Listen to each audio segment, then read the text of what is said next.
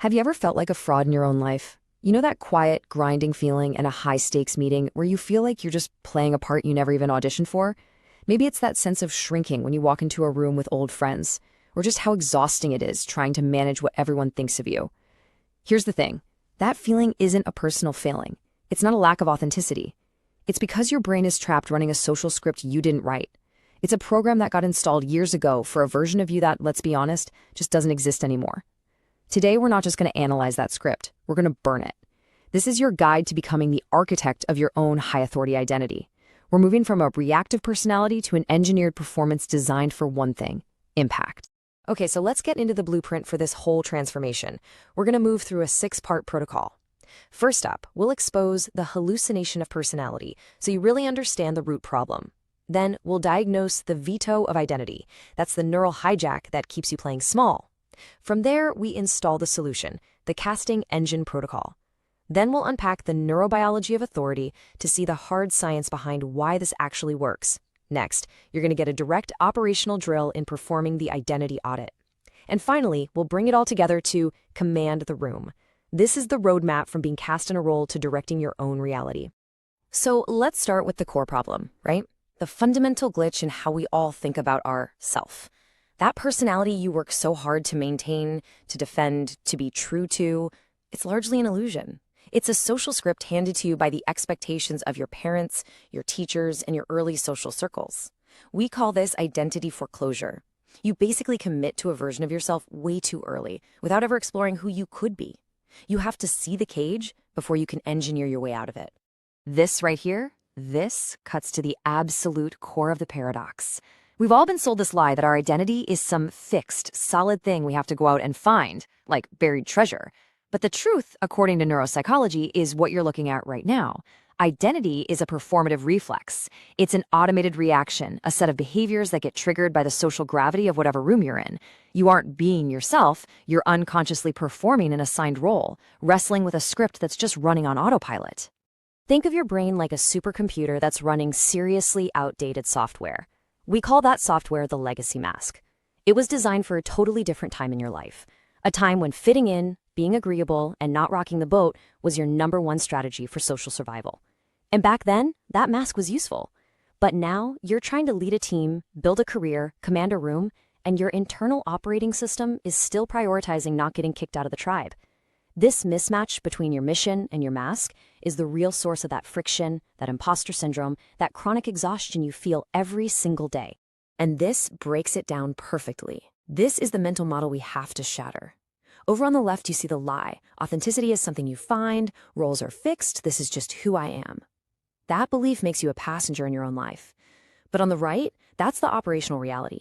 Identity is assigned by our environment, and our roles are just automated reactions to social cues. And here's the most crucial part. Until you see your identity not as a fact, but as a performance, you have zero power to change the character you're playing. You just stay a victim of the script. All right, let's build on that. Now that we understand the script, let's talk about the biological enforcer that locks it in place. This is the neural hijack, the identity glitch. This is what's responsible for that feeling of shrinking in the moments that matter most. It's that invisible force that pulls you right back into old patterns just when you're about to level up. The term for this whole thing is archetypal capture. See, your brain is a prediction machine.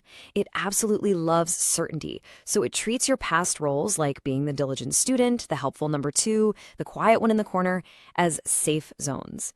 And you know this feeling. You walk into a family reunion or a meeting with an old boss, you're armed with all this new confidence and authority, and then bam! Within minutes you can feel your power, your intelligence, your voice just shrink to fit the person they remember. That's not a personality flaw, it's a systemic neural hijack designed to keep you socially safe. So what is actually happening inside your brain during this archetypal capture? Well, it's a mechanism we call the ACC veto. Your anterior cingulate cortex, or ACC, is a part of your brain that's basically a social radar, and it's constantly scanning for threats to your sense of belonging. So when you try to break character, speak with more authority, take up more space, challenge the status quo, your ACC flags this as a huge social threat. It triggers a flood of anxiety and self-doubt, and it effectively vetoes your attempt to step into a more powerful identity. You're trying to build a legacy while your brain's security system is stuck running a subordinate simulation. And the cost of this constant internal battle is it's catastrophic. It leads to what we call identity poverty, which is that hollow, fraudulent feeling you have even when you're successful on the outside. It forces you to burn your most precious mental fuel, your executive glucose, not on deep work or big ideas, but on just managing this internal conflict. This traps you in the actor's loop, a vicious cycle of trying to manage everyone's impressions of you. You're literally doing twice the work for zero internal respect, because all your energy is spent managing the mask, not executing the mission. Okay, we've defined the problem, we've identified the biological trap. Now let's build the solution. This is where we stop being a victim of the script and become the director of the entire production. And this isn't about trying harder or faking it till you make it. This is about systemic, architectural mastery over your identity. So I'm going to introduce you to the casting engine protocol. It's a 3-part system for taking back control. This is the identity accelerator. Here's the protocol. Step 1 is the cast audit. We stop asking that useless philosophical question, who am I? And we start asking a tactical question. What unchosen roles am I playing right now? We identify these masks, the people pleaser, the over-explainer, the silent observer, and we consciously fire them. Step 2 is identity priming. Instead of walking into a room and just reacting to the social energy, you proactively prime your nervous system for your mission role, using specific triggers you've already decided on. And step 3 is credential weighting. You deliberately rewire your brain's reward system so that you get your primary dopamine hit, not from what other people think, but from successfully activating and performing your chosen role. Honestly, the best way to think about this protocol is as a RAM upgrade for your brain's authority circuits. The cast audit clears out all those background programs, the ghosts of past identities that are eating up your processing power. Identity priming then loads the single high-performance application you need for the task at hand. You are literally transforming your mind from a crowded cast of ghosts, all fighting for control, into a focused, singular forge of impact. So why is this protocol so ruthlessly effective? This isn't just mindset coaching or positive thinking. This is a direct intervention at the neurological level. We call it rewrite engineering. So in this section, we're going to look at the hard science that explains why architecting your identity, why consciously recasting your role, literally rewires your brain for authority and for performance.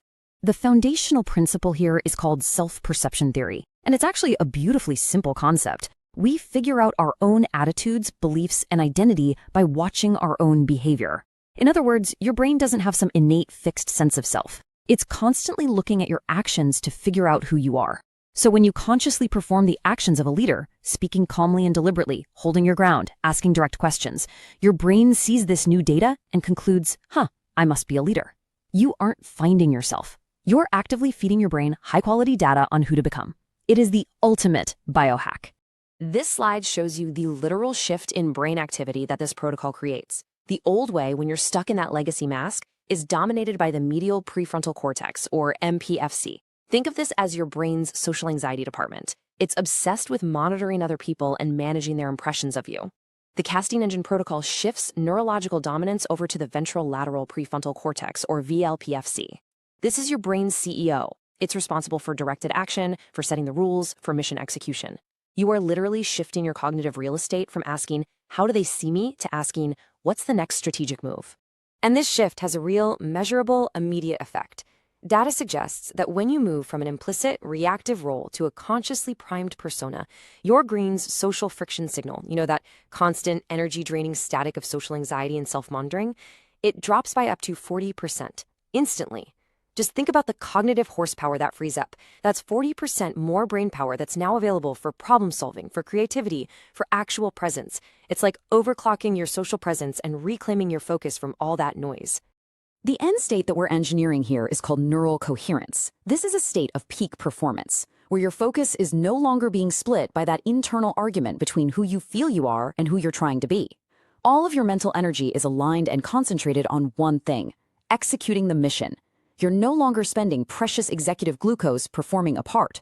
You are investing it in executing the move. This is the state where true impact is born.